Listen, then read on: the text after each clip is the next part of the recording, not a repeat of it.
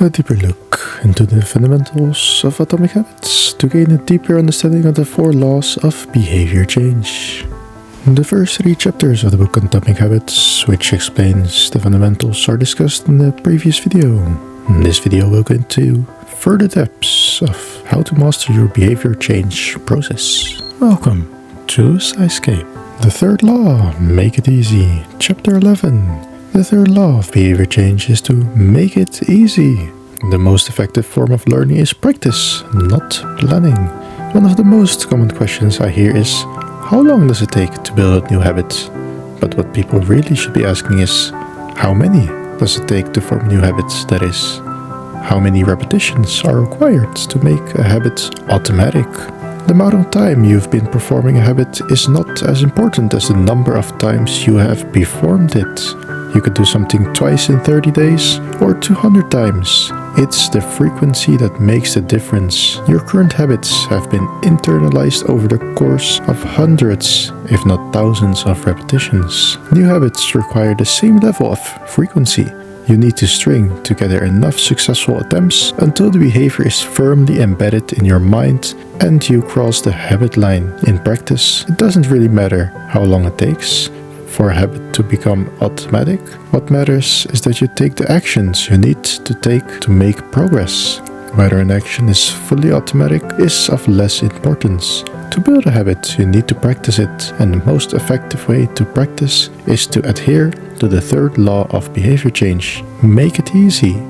Chapter 12. Whether we are approaching behavior change as an individual, a parent, a coach, or a leader, we should ask ourselves the same question. How can we design a world where it's easy to do what's right?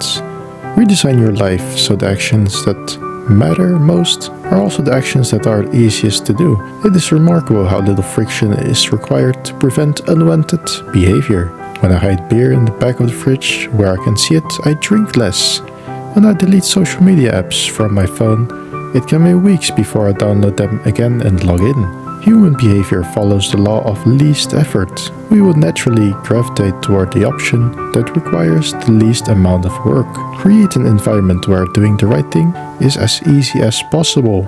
Reduce the friction associated with good behaviors. When friction is low, habits are easy. Increase the friction associated with bad behaviors. When friction is high, habits are difficult. Chapter 13. We rarely think about change this way because everyone is consumed with the end goal. But one push-up is better than not exercising. 1 minute of guitar practice is better than none at all. 1 minute of reading is better than never picking up a book. It's better to do less than you hoped than to do nothing at all.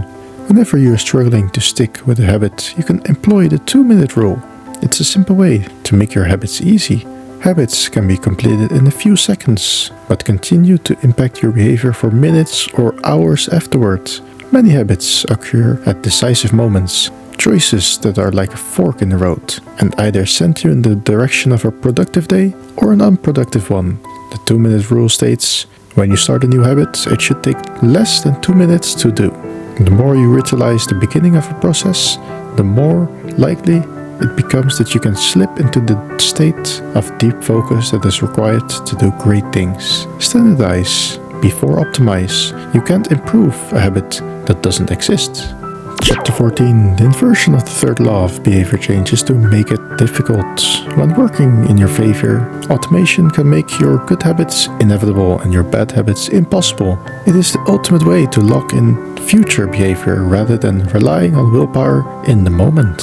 One-time choices like buying a better mattress or enrolling in an automatic savings plan are single actions that automate your future habits and deliver increasing returns over time. By utilizing commitment devices, strategic one-time decisions, and technology, you can create an environment of inevitability, a space where good habits are not just an outcome you hope for, but an outcome that is virtually guaranteed. The fourth law, make it satisfying. Chapter 15. The fourth law of behavior change is to make it satisfying. A habit needs to be enjoyable for it to last. Simple bits of reinforcement like soap that smells great, or toothpaste that has a refreshing mint flavor, or seeing $50 hit your saving account can offer the immediate pleasure you need to enjoy a habit. And change is is easy when it's enjoyable. We are more likely to repeat a behavior when the experience is satisfying. The human brain evolved to prioritize immediate rewards over delayed rewards. The cardinal rule of behavior change: what is immediately rewarded is repeated.